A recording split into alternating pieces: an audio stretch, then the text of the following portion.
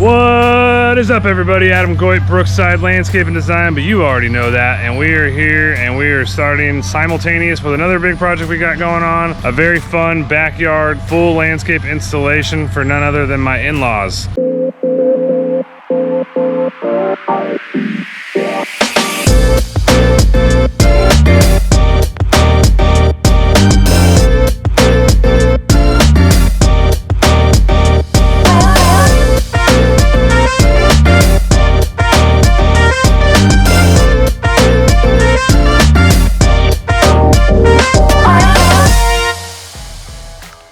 We're doing a full backyard landscape. We're gonna have just under 1,000 square foot of paver patio, permeable base. We're gonna be doing a Mega Arbel with an Avalon slate border paver. And we're gonna be doing a fire pit with Weston stone. That fire pit's gonna be gas. So we're waiting for our plumber to get here today. We got the trench dug, drop that gas line and get that thing ready to go. And we're gonna be doing, obviously a water feature. Totally gonna change their backyard living space, and I think it's gonna maybe excite them about doing the rest of their landscape in the future. So stay tuned and watch out for the progress.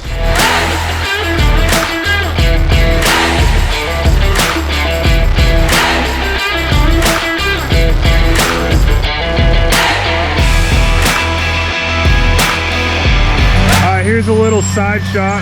You can see there's an existing concrete patio that's still there. They're gonna be doing like a sunroom. They've got a company coming out to do that. You can see the two septic risers that I've had to lift well below grade. We got those trees cut down. We brought in a stump grinder because I couldn't really tear on them with the excavator. But you can see over here, here's where we're gonna do a block wall along here coming into the foundation. We need to build this up to be able to then set our new grades. Our new grades are based off that patio over there, so everything's coming off pretty flat off of that. So this wall was necessary to bring things up because we're gonna have a pathway coming over here, which then leads over here to the other part of the backyard. So we're gonna have pavers kind of along the house, pathway kind of opening up, staying away from the tanks, and then a big paver patio going in that space, fire pit kind of in the middle. We're gonna start our pondless just on the other side of the drain field, basin right there, and we're gonna do a meandering 25-foot stream that goes back around that bamboo and then into the corner with the elevation over there. So there's gonna be a lot of angles and twists and turns, 2 privacy panels in there, probably a couple trees over there on that side that are kind of away from the drain field. So we got a lot of work to do,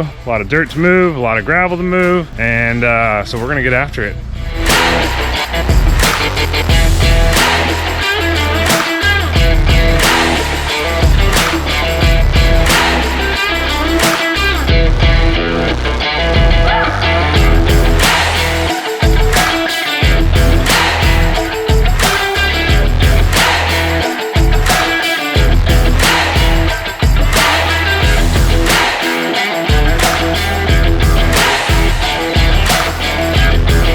We are back here still working on this backyard. The first week or so is a lot of the dirty work, busting out concrete, setting grades, building walls, doing things like that. Now the grades are starting to get established. Now we can kind of see it's starting to take shape, and like my guy said yesterday, this is the fun part. This is where we get to see the magic happen. We get to see something turn into something. Quick thing here, we got this wall right here that we replaced that we needed to build to be able to hold all of this up. So you can kind of see gravel base going through and around. This is all hardscapes, right? This is gonna be our patio, and then we're gonna have a path coming through here to the tread. We had to do a drop down and then path continuing over to that part of the yard. And we've got a big grade change, about a 1-foot grade change from this part of the yard to that part of the yard. Patio's up here. We'll be kind of running the lawn back into this space, privacy panels right here. But the fun part today is we get to start on the pond list. So we've got our basin right there, and we're gonna start working a stream up across the front of the bamboo, ending about where the excavator's at. And we're gonna get rocking today so that the guys can start laying pavers tomorrow. So enjoy.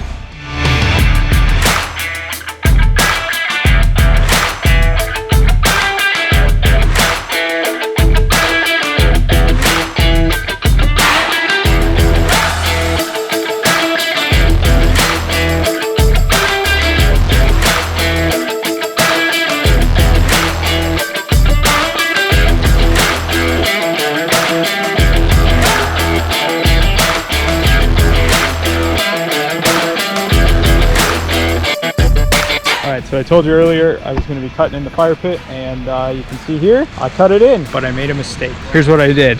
When I marked this out, I laid all these blocks out. There's exactly 19 of them. They all make a perfect ring. Well, I marked exactly the front of the block. And when you're cutting this tight of a radius, this kind of angled bevel on your sides. And what that does is it then pushes the corners of the blocks in, and so you don't get a perfect fit. And so I got 18 and I had a little tiny sliver left, which is no bueno. So what I'm doing, I remarked a slightly larger circle. You can kind of see my chalk line there. Some spots were good, like right here. Didn't really have to do much. We got our circle. We're gonna recut tiny slivers and fingers crossed.